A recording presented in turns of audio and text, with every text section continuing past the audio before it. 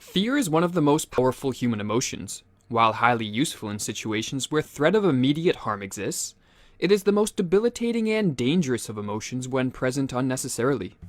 In this video, we will examine how fear can be used as a tool to manipulate others, and how those in positions of power, past and present, have effectively used fear to control certain aspects of society. Humans, especially since the Industrial Revolution, have become increasingly protected from the dangers that our ancestors faced in relation to the natural world. But as mankind's fear of nature and the elements has fallen, in its place many other fears have come to fill the void. Some of these fears have arisen in response to real threats, but many have been in response to things imagined, as the Stoic philosopher Seneca pointed out. There are more things likely to frighten us than there are to crush us. We suffer more often in imagination than in reality. While some of these imagined fears are of one's own making, many are the consequence of narratives created by those in positions of power. Individuals looking to take advantage of and manipulate others have long realized the power of fear. When one is gripped by fear of a threat, real or imagined, their rational and higher cognitive capacities shut down, making them easily manipulated by anyone that promises safety from the threat. No passion so effectually robs the mind of all its powers of acting and reasoning as fear, wrote the 18th century philosopher Edmund Burke. Ruling classes for thousands of years have understood the power of intentionally invoking fear in their subjects as a means of social control. Henry Frankfort, in his book The Intellectual Adventures of Ancient Man, noted that between 1800 and 1600 BC, a fear psychosis spread through ancient Egypt, precipitated by the invasion of foreign rebels hungry for power and conquest. Initially, this fear psychosis was justified by a real threat. Yet even when these foreigners were successfully driven far away from Egypt, the ruling powers sought to artificially maintain fear among the population, realizing that a fearful population is easier to control than a fearless one, as Frankfort explained. The common desire for security need not have survived after the Egyptian Empire extended the military frontier of Egypt well into Asia, and thus removed the peril from the immediate frontier. However, it was a restless age, and there were perils on the distant horizon which could be invoked to hold the community together, since unity was to the advantage of certain central powers. A fear psychosis once engendered remained present, and there were forces in Egypt which kept alive this fear psychosis in order to maintain the unified purpose of Egypt. The artificial construction and maintenance of fear in a population by a ruling class has remained pervasive from the time of ancient Egypt up until the modern day. Oppressive governments often maintain their grip on a nation by continually invoking fear, and then proceeding to claim that only they, the ruling powers, have the means and ability to protect the population from such a threat. The whole aim of practical politics, wrote H.L. Mencken, is to keep the populace alarmed and hence clamorous to be led to safety, by menacing it with an endless series of hobgoblins, most of them imaginary. John Adams, one of the founding fathers of America, echoed this sentiment, writing, "Fear is the foundation of most governments." While there are numerous tactics and strategies that have developed over the centuries to effectively exploit the public through fear, two of the more powerful and efficient are the use of false flags and the implementation of propaganda via repetition. A false flag can be defined as a covert operation, designed to deceive in such a way that the operations appear as though they are being carried out by entities, groups, or nations other than those who actually planned and executed them. In his book Feardom, Connor Boyack provides a nice explanation on the effectiveness of false flag attacks for those looking to institute social control. Physical attacks lead to a corresponding increase of trust in political leaders and submission to them. This effect is likely the same whether the attack be a surprise, known to political leaders yet allowed to happen, or directly orchestrated by these same leaders who stand to benefit from the increased trust and submission.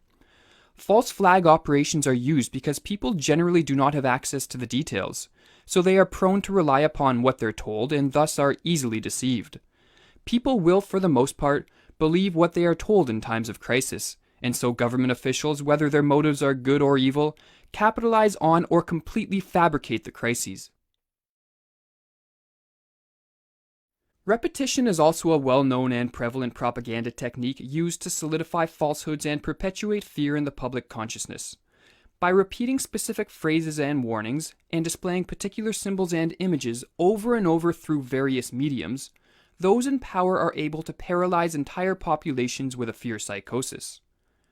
The Nazi propaganda minister Joseph Goebbels was well aware of the power of repetition in cloaking falsehoods in a garb of truth, stating, "It would not be impossible to prove with sufficient repetition and a psychological understanding of the people concerned that a square is in fact a circle. They are mere words, and words can be molded until they clothe ideas in disguise." George Orwell, in a related manner, viewed political language as largely a form of propaganda designed to deceive people, as he wrote, "Political language is designed to make lies sound truthful and murder respectable, and to give an appearance of solidity to pure wind." The technological advances of the last century have given those in power the ability to propagate their narratives and engage in fear-mongering to an extent never before seen in history.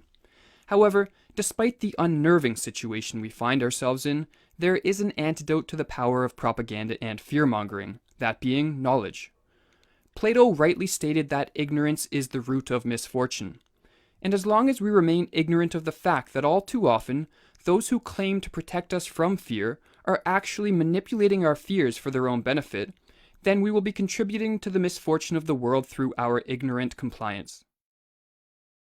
The philosopher Voltaire stated that those who can make you believe absurdities can make you commit atrocities. To avoid being an individual who can be convinced of absurdities, one must become an active truth seeker, instead of the all-too-common passive propaganda receiver.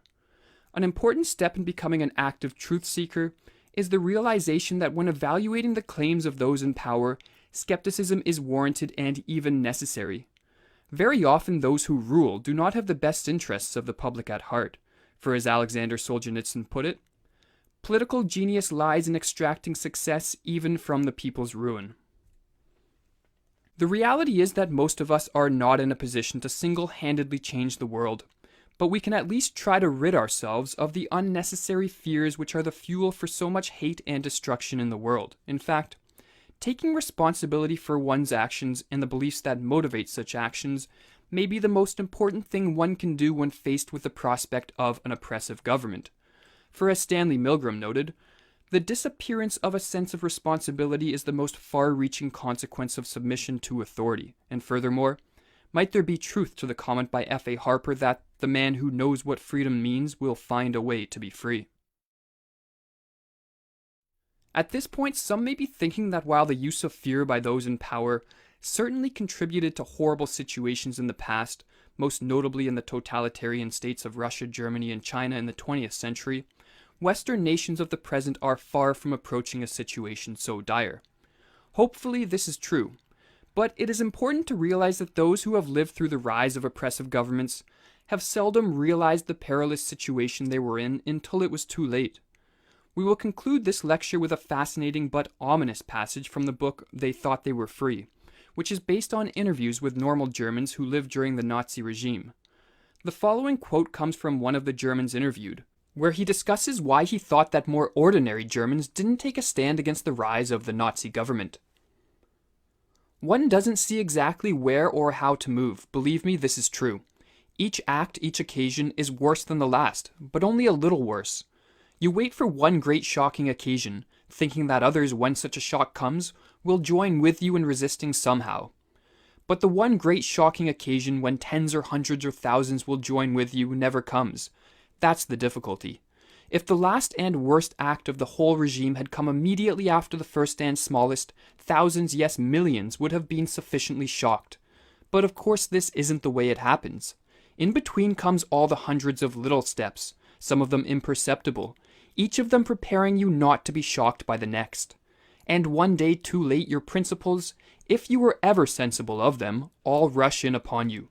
The burden of self-deception has grown too heavy, and some minor incident collapses it all at once, and you see that everything has changed. Now you live in a world of hate and fear, and the people who hate and fear do not even know it themselves. When everyone is transformed, no one is transformed.